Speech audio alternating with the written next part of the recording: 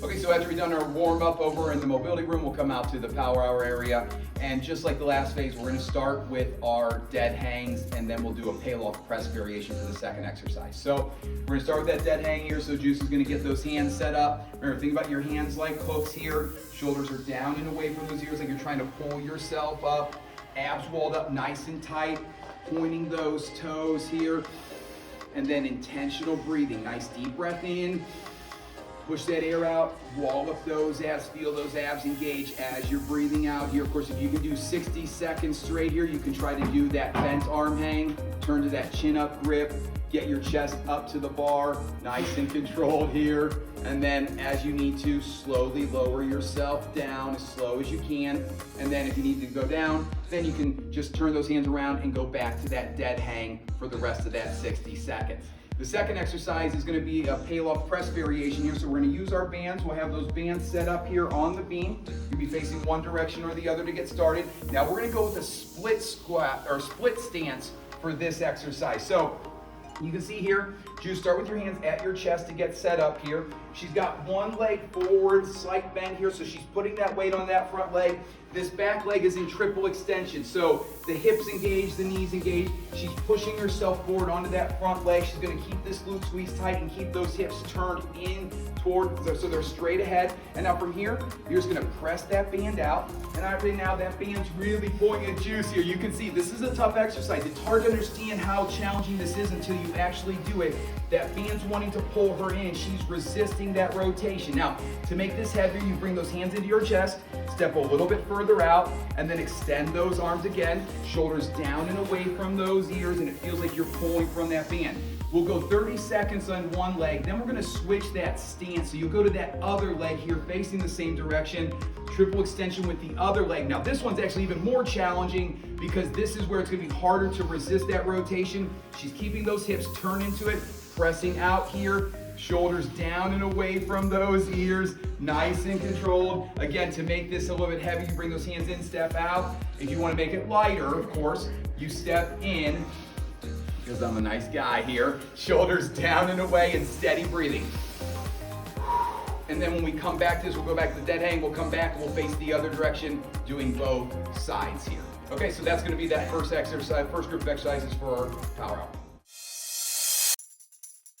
So now we're going to show you our Skierg crawl and carry combination. That's going to get that heart rate up, get some blood flow there, and get you ready to move on to our strength training after this. Cut that out.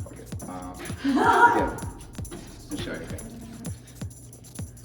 Now we're going to show you our row, crawl, carry combination, which is a great way to get your heart rate up, get those muscles warmed up, and get some blood flow and feel pretty good before we move on. So we're gonna start with that Skierg here. We're gonna go either 10 strokes or 100 meters here, depending on what we're doing as the month progresses.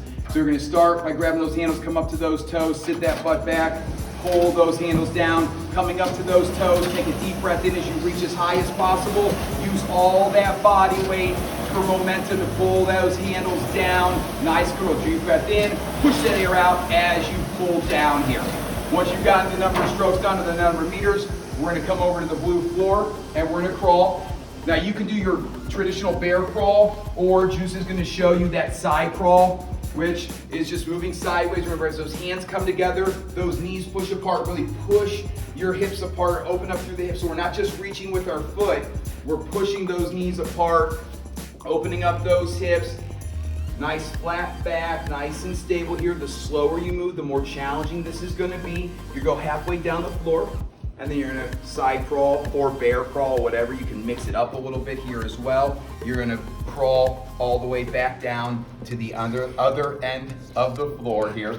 Once you get down to the other end, you're gonna grab your kettlebells that you have set up, pull them up towards your hips, shoulders down away from those ears, big proud chest, wall up those abs, nice and controlled. Remember, nice wide stance, like you have a 2x4 between those feet, so we're not walking like a lady, we're walking like a dude here. Deep breaths, in through the nose, out through the mouth. Again, the slower you walk here, the more challenging it's gonna be. Give yourself that time, you don't have to rush, you come halfway down, we're gonna turn back, we're gonna carry back, And when you get back to the end, you're gonna hop back on that Skierg as soon as you're ready. You'll have 5 minutes to get this done. The goal is to get 2 sets in, and then we're gonna move on. So for our split stance press and our push-up combination, we're gonna start with the landmine bar here. So what you're gonna do to get set up here is get that bar up to the shoulder. So this is a single arm exercise. You'll get set up in that split stance with that weight over that front leg. So notice how Katie has her weight over her front leg, front knees over her front midfoot.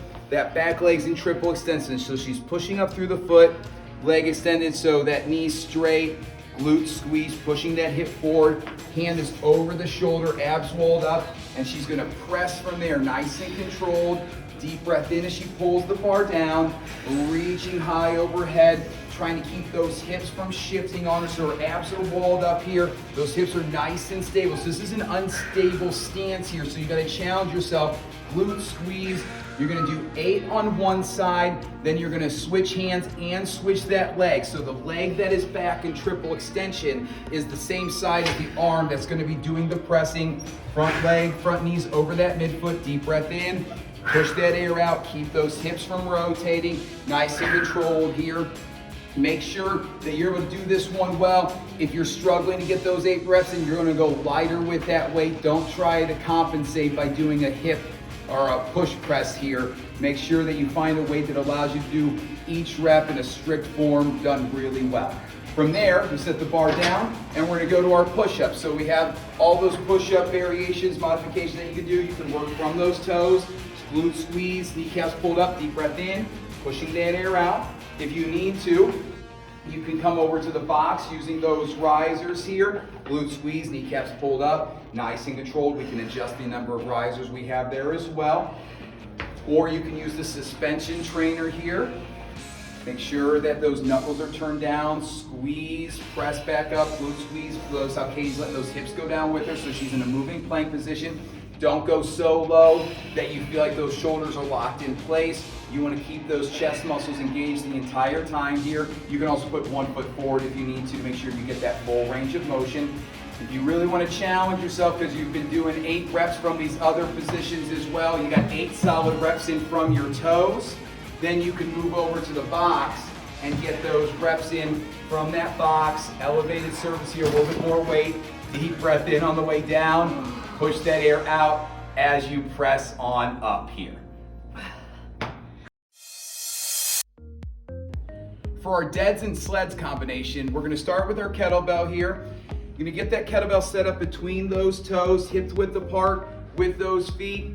Arch that lower back, sitting your butt back toward the wall. And then you're gonna drive up, squeezing those glutes. Deep breath in as you take it back down with control, slight bend in those knees. As you drive up, pull those shoulders back. So it's a deep breath in, drive up, big proud chest at the top here, nice and controlled, up and down.